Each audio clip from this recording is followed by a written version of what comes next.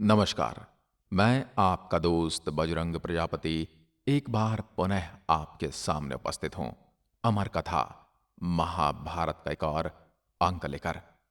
पिछले 2 अंकों में हमने जाना कि किस प्रकार अर्जुन ने अपने गांडीव की विशेषता बताई और फिर किस प्रकार अर्जुन ने अपने 10 नामों का वर्णन करके उत्तर को ये विश्वास दिलाया कि वही अर्जुन है। लेकिन सामने खड़ी सेना में अभी भी कोलाहल मचा हुआ है। उन्हें यह तो दिखाई दे रहा है कि सामने एक वीर पुरुष उनका सामना करने आ रहा है, लेकिन वो कौन है ये अभी भी असमंजस है। कौरव सेना की ओर से दुर्योधन ने कहा, यदि मत्स्यराज त्रिगर्तों को भगाकर अपने देश के लोगों एवं सारी भयंकर सेना के साथ इस रात में हम लोगों से युद्ध करने यहां आ रहे होंगे, तो उन्हें सैनिकों में से यह कोई पराक्रमी योद्धा अगवा बनकर हमें जीतने आया है। और यह भी संभव हो सकता है कि वह स्वयं मत्स्यराज विराट हों। यदि यह मत्स्यों का राजा विराट है अथवा अर्जुन ही उसकी ओर से आया है, तो भी हम सब लोगों को उससे युद्ध करना ही है। यह हमने प्रतिज्ञा कर ली है। फिर ये हमारे श्रेष्ठ रथी महारथी भीष्म, द्रोण, कृप, विकर्ण और अश्वत्थामा आदि इस समय भ्रांत चित्त हो रथों पर चुपचाप बैठे हैं।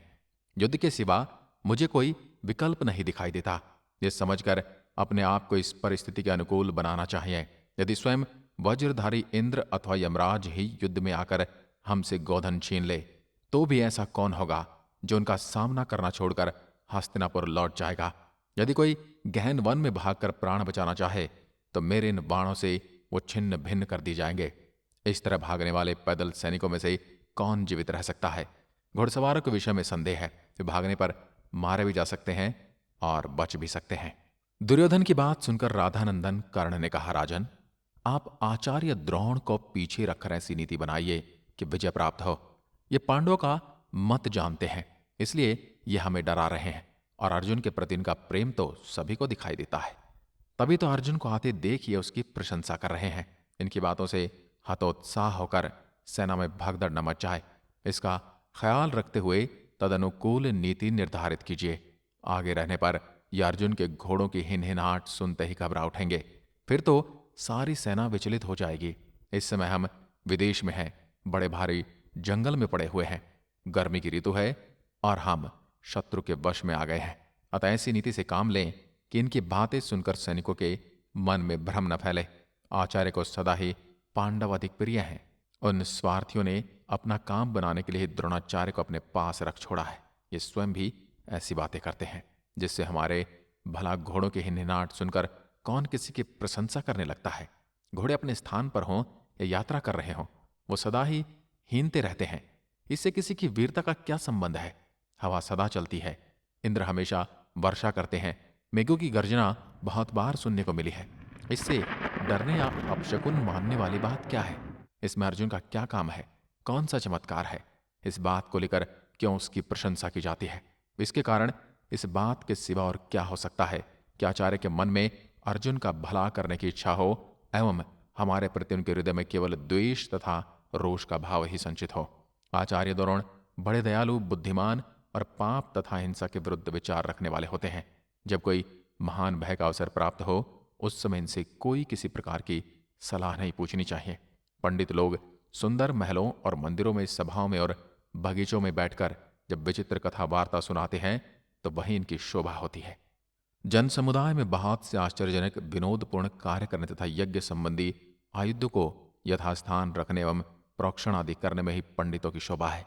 मनुष्यों की दिनचर्या बताने में, घोड़े तथा रथ यात्रा करने का मुहूर्त आदि निकालने में, गधों, ऊंटों, बकरों और भेड़ों के गौण दुष्ट समीक्षा तथा घर के श्रेष्ठ दरवाजों पर किए जाने वाले मांगलिक कृत्य में, नवीन अन्न का इष्टि द्वारा संस्करण कराने तथा अन्न में केश कीट आदि गिर जाने से दोष आता है, उन पर विचार करने में भी पंडितों की राय लेनी चाहिए। ऐसे ही कार्य में उनकी शोभा है। शत्रुओं के गुण का बखान करने वाले पंडितों को पीछे करके ऐसी नीति से काम लें जिससे शत्रु का वध हो सके। गौओं को बीच में खड़ी करके उनके चारों ओर सेना का व्यूह बना लिया जाए तथा सब ओर से रक्षा की ऐसी व्यवस्था कर ली जाए जिससे हम शत्रु के साथ युद्ध कर सकें। कर्ण आगे बोला, मैं आप सब आयुष्मानों को भयभीत एवं त्रस्त सा दिखता हूं। आप में से किसी का मन युद्ध में नहीं लग रहा। एवं सभी चंचल दिखाई देते हैं। यदि यह मत्स्य देश का राजा है अथवा यदि स्वयं अर्जुन आया है तो भी जैसे वेला समुद्र को रोक देती है, इसी प्रकार मैं भी इसे आगे बढ़ने से रोक दूंगा। मेरे धनुष से छूटकर सर्पों के भांति आगे बढ़ने वाले और झुकी हुई गांठ वाले बाण कभी अपने लक्ष्य से च्यूत नहीं होते।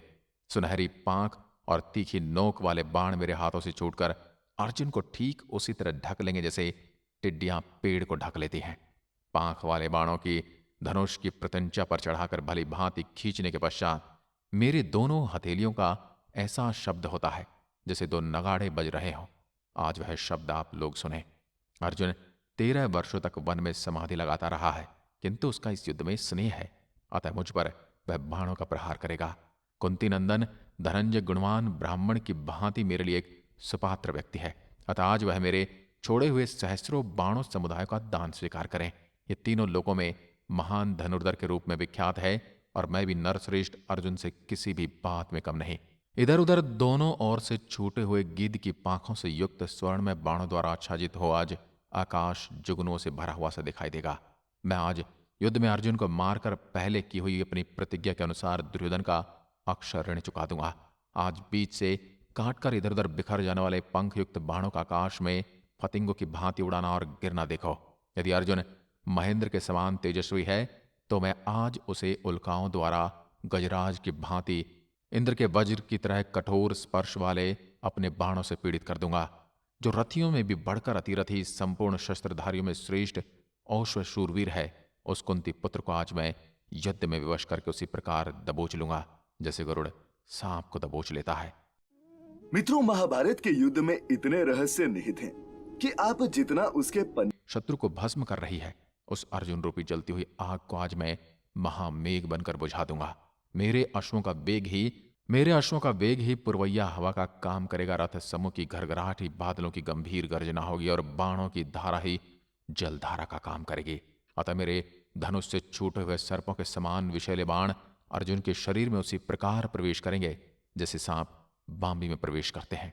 कनेर के फूलों से व्याप्त पर्वत की जैसी शोभा होती है, उसी प्रकार मेरे तेज सुनहरे पंख वाले उज्ज्वल और झुकी हुई गांठ वाले बाणों द्वारा कुंती पुत्र अर्जुन को आच्छादित हुआ देखो।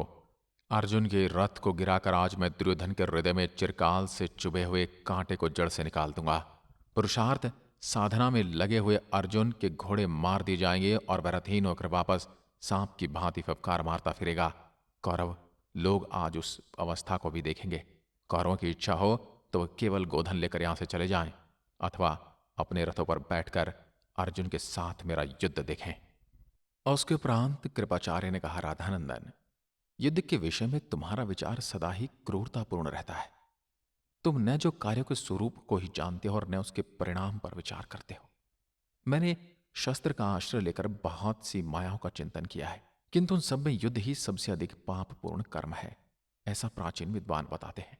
देश और काल के अनुसार जो युद्ध किया जाता है वह विजय देने वाला होता है, किंतु जो अनुपयुक्त काल में किया जाता है वह युद्ध सफल नहीं होता। देश और काल के अनुसार किया हुआ पराक्रम ही कल्याणकारी होता है। देश और काल की अनुकूलता होने से ही कार्य का फल सिद्ध होता है। विद्वान पुरुष रथ बनाने वाले की बात पर ही सारा भार डालकर स्वयं देश काल का विचार किए बिना युद्ध आदि का निश्चय नहीं करते। विचार करने पर तो यही समझा जा सकता है कि अर्जुन के साथ युद्ध करना हमारे लिए कदापि उचित नहीं, क्योंकि वे अकेले भी हमें परास्त कर सकते हैं। अर्जुन ने अकेले ही उत्तर कुरुदेश पर चढ़ाई की और उसे जीत लिया। अकेले ही खांडव वन देकर अग्नि को तृप्त किया। उन्होंने अकेले ही 5 वर्ष तक कठोर तप करते हुए ब्रह्मचर्य के व्रत का पालन किया। अकेले ही सुभद्रा को रथ पर बिठाकर उसका अपहरण किया। औश इंद्र युद्ध के लिए श्री कृष्ण को ही ललकारा। अर्जुन ने अकेले ही किरात रूप में सामने आए हुए भगवान शंकर से युद्ध किया।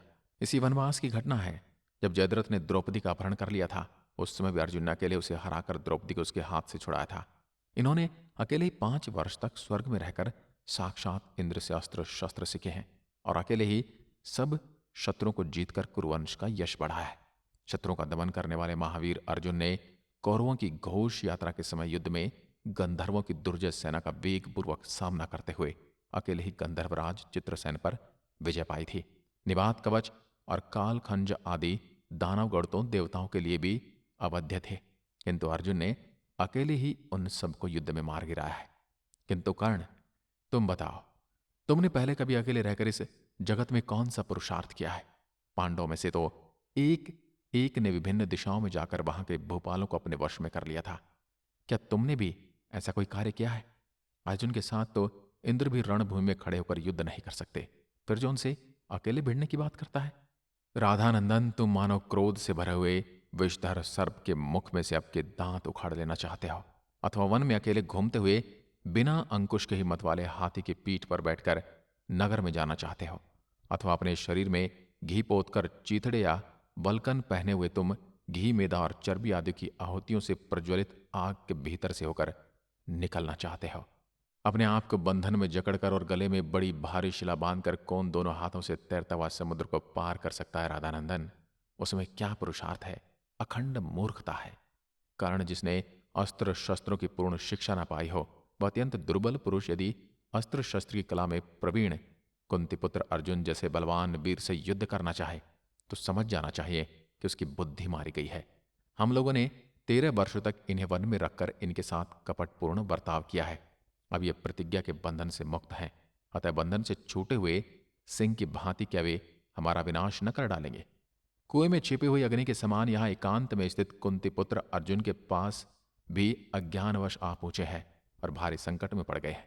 इसलिए हमारा विचार है हम लोगों को एक साथ संगठित होकर यहां आए हुए रणोन्मत्त अर्जुन के साथ युद्ध करें। हमारे सैनिक कवच बांधकर खड़े रहें, सेना का व्यूह बना लिया जाए और सब लोग प्रहार करने के लिए तैयार हो जाएं। कर्ण, तुम अकेले अर्जुन से भिड़ने का दुस्साहस न करो। आचार्य द्रोण, दुर्योधन, भीष्म, तुम, अश्वत्थामा और हम सब मिलकर अर्जुन से युद्ध करेंगे। यदि हम छहों महारथी संगठित होकर सामना करें तब इंद्र के सदृश दुर्धर्ष एवं दृढ़ निश्चयी कुंती पुत्र अर्जुन के साथ युद्ध कर सकते हैं। सेनाओं की व्यूह रचना हो जाए और हम सभी श्रेष्ठ धनुर्धर सावधान रहें तो जैसे दानव इंद्र से भिड़ते हैं उसी प्रकार हम युद्ध में अर्जुन का सामना कर सकते हैं। आज की वीडियो में बस इतना ही। अगली वीडियो में बताएंगे कि किस प्रकार युद्ध शुरू हुआ और किस किस योद्धा के साथ अर्जुन का द्वंद्व युद्ध हुआ और क्या परिणाम रहे। हम जो आपको ये कहानी बता रहे हैं ये महाभारत के विराट पर्व के 48वां और 49वां अध्याय है। अगली वीडियो में आगे का जिक्र करेंगे। तब तक के लिए नमस्कार, जय हिंद, जय भारत।